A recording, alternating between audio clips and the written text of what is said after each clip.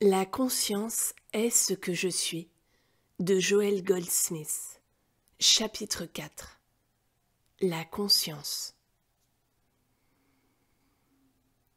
Le mot conscience est un des mots les plus importants du message de la voix infinie, mais il est aussi difficile à définir que Dieu. Tout mot qui pourrait être donné à Dieu n'est pas Dieu.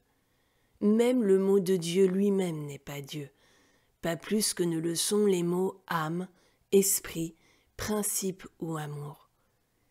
Ils sont simplement des mots révélant certaines facettes de Dieu. Il n'y a aucun moyen de parvenir à une compréhension de Dieu par les mots. Quand vous en aurez fini avec les mots, vous découvrirez qu'il y a quelque chose qui n'est pas un mot, mais est votre moi, et c'est je. Je n'est pas un mot, je est mon moi. Quand Moïse parvint à la révélation de « je suis », Dieu lui fut révélé, et il parvint à l'expérience qui va au-delà des mots. Le Maître Jésus-Christ disait « Je suis le chemin, la vérité et la vie ». Il proclamait « je », et donc il pouvait finalement révéler ce que Moïse savait. « Moi et mon Père sommes un ». Quand vous dites « je » ou quand je dis « je », la question suivante est « qui suis-je ? Que suis-je ? Où suis-je ? Quelle est ma fonction ? » C'est le mystère de tous les temps. Aussi cherchons-nous, mais à notre sens, il est clair que vous, en tant qu'une personne, n'êtes pas Dieu, et que je, en tant qu'une personne, ne suis pas Dieu.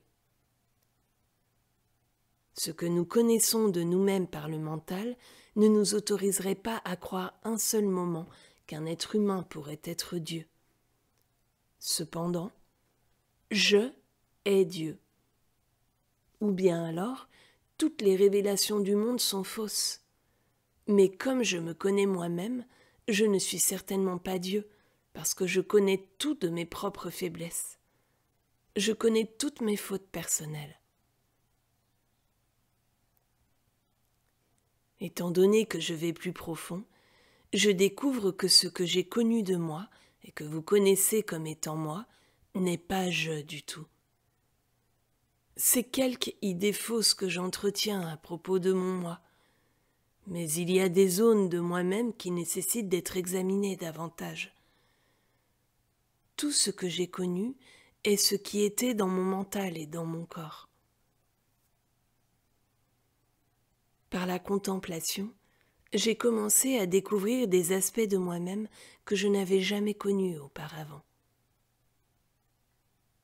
Finalement, ceci m'a conduit à voir que je ne suis pas un corps, et que même sans un corps, je serais intacte. Mais sans la conscience, je ne suis rien. Du fait de la conscience, je suis conscient. Je suis conscient des choses. Je suis conscient d'un monde autour de moi. Et je peux identifier le soleil, la lune, les étoiles, la terre et les formes de vie humaine, de vie végétale, de vie animale. Au-delà de tout cela, je suis conscient de pensées, des pensées qui ne se rapportent pas à des choses, des pensées d'amour, des pensées de bienveillance, de charité, de camaraderie et d'amour fraternel. Ces pensées ne sont pas des formes physiques concrètes. Elles sont une zone dans le domaine mental au-delà du physique, quelque chose sous la forme d'idées et de relations. À certains moments, je deviens conscient d'un sentiment en moi qui est une attente, et ensuite un sentiment de réponse que je reconnais être prière et communion. Moi et mon Père sommes en train de communier. Je communie avec quelque chose intérieur, non identifiable, paisible, quelquefois joyeux, libérant. Ainsi, je suis conscient non seulement de ce qui est dans le domaine physique, ainsi que des pensées et des idées du domaine mental. Mais maintenant, je deviens conscient d'un domaine qui est au-delà des choses et des pensées, au-delà de ce que je peux voir et que je peux penser. Je lui ai attribué le mot « ressenti ». Mais ce n'est pas le ressenti dans le sens de toucher, mais dans le sens de prise de conscience.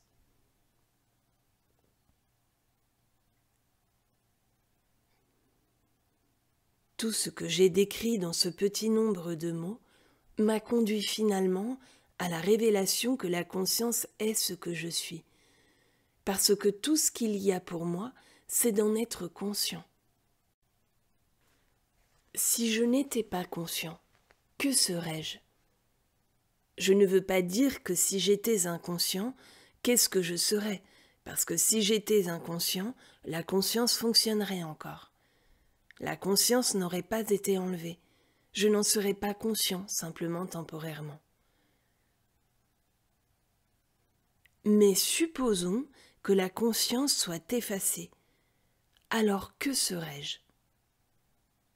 Un légume, et même pas un légume vivant. En d'autres mots, je pourrais être sans pieds ni mains, je pourrais même être sans yeux et cependant être conscient et vivant. Mais si je suis débarrassé de la conscience, il ne reste rien de moi. La conscience est ce qui constitue mon être. La conscience est ce que je suis. Enlevez la conscience et je ne suis rien. Donnez-moi la conscience et je suis tout. Je suis tout ce dont je peux devenir conscient. Je suis tout ce que je peux inclure dans la conscience. Et en outre, je suis même davantage, parce qu'en plus de ce dont je suis conscient, je suis la conscience elle-même. Mais si je suis conscient seulement d'un univers physique, je vis sur le niveau animal de la vie, conscient de rien d'autre que du physique sous une forme ou une autre. C'était l'étape et l'état de conscience de nos ancêtres dans les cavernes, au temps de la préhistoire, quand l'homme vivait seulement par la force et par la sensation physique. Le commencement de l'ère mentale peut être retrouvé dans ces temps où l'homme commença à découvrir la science, les mathématiques, la construction des routes, des temples et des pyramides. Ce fut l'évidence que l'esprit était ouvert, et l'homme commença à vivre à la fois comme un être mental et un être physique. Il était un être mental vivant par le corps physique et érigeant un univers physique, mais avec peu ou pas de prise de conscience de quelque chose au-delà de cela. Aussi loin qu'il était concerné, l'esprit et la matière, l'intelligence et la forme étaient tout ce qu'il y avait. L'homme animal, à l'origine conscient seulement du corps et des choses, devint plus tard un être mental, conscient des mathématiques, de l'astronomie, de l'architecture, de la beauté et de la philosophie. De la même manière, l'homme mental et physique, qui en réalité ne fut jamais un homme mental ou physique, mais était un état de conscience à ces niveaux, se fraya maintenant un passage au travers des limitations de l'esprit et devint conscient d'un niveau de vie plus élevé.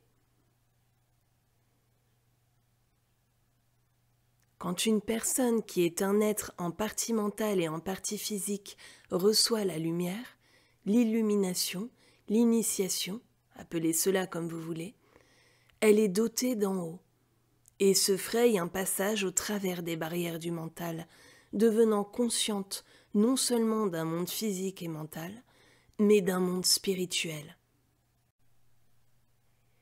Jusqu'à un certain point, la personne connaît les souffrances et les plaisirs du corps, les souffrances et les plaisirs de l'esprit. Mais à ceux-ci sont maintenant ajoutés les plus grands plaisirs, la connaissance et la conscience de l'esprit. Dans cet état de conscience plus élevé, elle est consciente de son corps et de son esprit, mais elle est aussi consciente dans une certaine mesure du domaine spirituel de la vie, de sorte que maintenant, elle peut communier avec l'esprit. L'esprit de Dieu devient un avec son esprit. La vie de Dieu devient une avec sa vie. Et dans cette communion, elle peut être à l'aise dans un domaine dont l'être humain ignore l'existence et la nierait s'il lui en était parlé. Quand je sais que cette conscience est ce que je suis, je sais que la raison pour laquelle je suis conscience doit être que Dieu est conscience, car je suis un avec le Père. Il ne peut y avoir une progéniture séparée et en dehors de sa substance initiale, certainement pas en face de la révélation mystique que tout ce que Dieu est, je suis, et que tout ce que le Père a est à moi.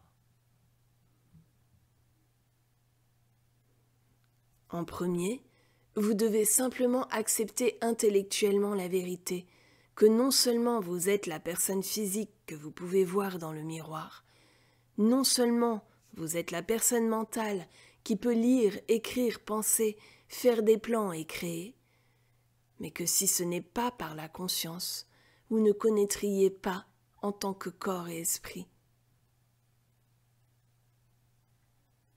Avec votre corps ou votre esprit, vous ne connaîtrez jamais Dieu. Mais il y a une zone de votre conscience qui peut et qui doit finalement arriver à connaître les choses de Dieu, tout comme elle connaît les choses des domaines physiques et mentaux. Dans la vie mystique, vous ne dédaignez pas le domaine physique et vous ne rabaissez pas le domaine mental. Vous réalisez que pour être un homme complet, en plus du physique et du mental, il doit y avoir cette conscience divine, infinie, qui vous donne votre intégrité d'âme et votre amour pour votre prochain. Ne vous arrêterez-vous jamais de penser qu'en tant qu'être humain, une personne ne peut pas aimer son prochain comme elle-même? N'avez-vous jamais pensé que ceci est impossible?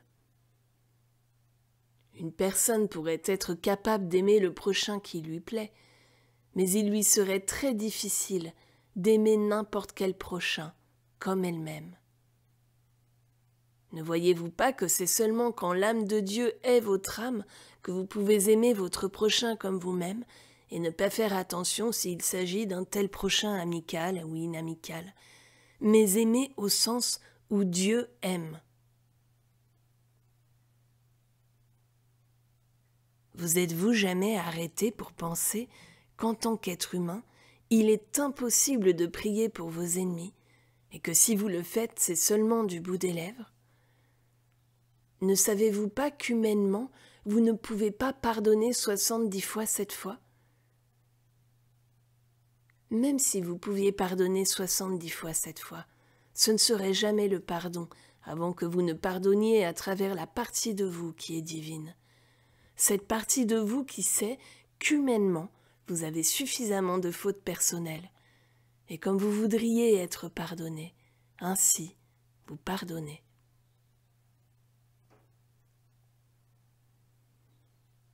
Que la conscience individuelle soit consciemment au niveau physique ou au niveau mental, derrière les deux doit être la conscience qui est consciente. Et cette conscience est Dieu.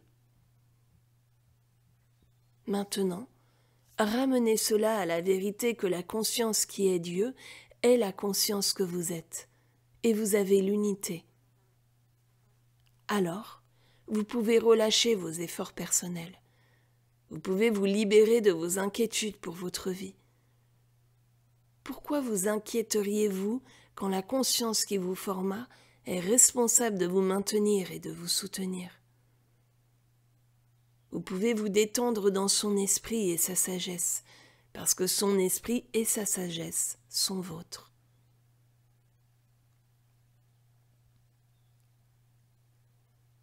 Si vous vivez simplement comme un être physique, les gens parleront de vous comme étant fort ou faible, voulant dire que vous avez un corps physique fort ou fiable. Si vous vous êtes élevé dans le domaine mental, ils parleront de vous comme ayant un plus ou moins grand degré d'intelligence. Mais si vous êtes monté à la maison de votre Père et avez reconnu que Dieu est la conscience que vous êtes, alors certains percevront quelque chose en vous, d'une nature spirituelle, impersonnelle, universelle. S'ils le font, cela voudra dire qu'eux aussi ont commencé à s'élever au-delà des domaines physiques et mentaux, parce que maintenant, ils possèdent aussi le discernement que seul possède le Fils de Dieu. La capacité de voir et de recevoir les choses de Dieu, la connaissance de Dieu.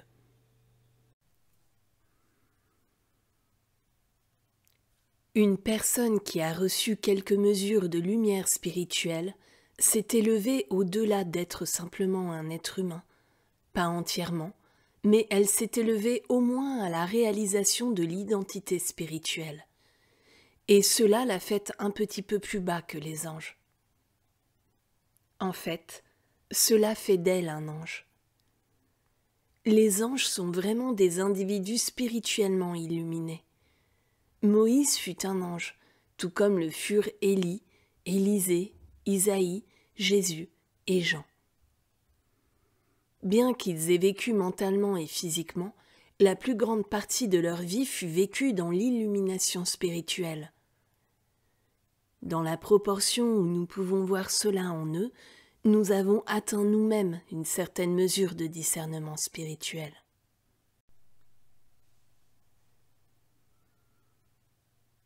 Quand vous donnez de l'aide spirituelle à quelqu'un, si vous pouvez devenir conscient de son humanité, et même momentanément conscient de son identité spirituelle, de sa nature ou forme, dans ce degré, vous êtes devenu enfant de Dieu et vous êtes capable de connaître et de discerner les choses de Dieu.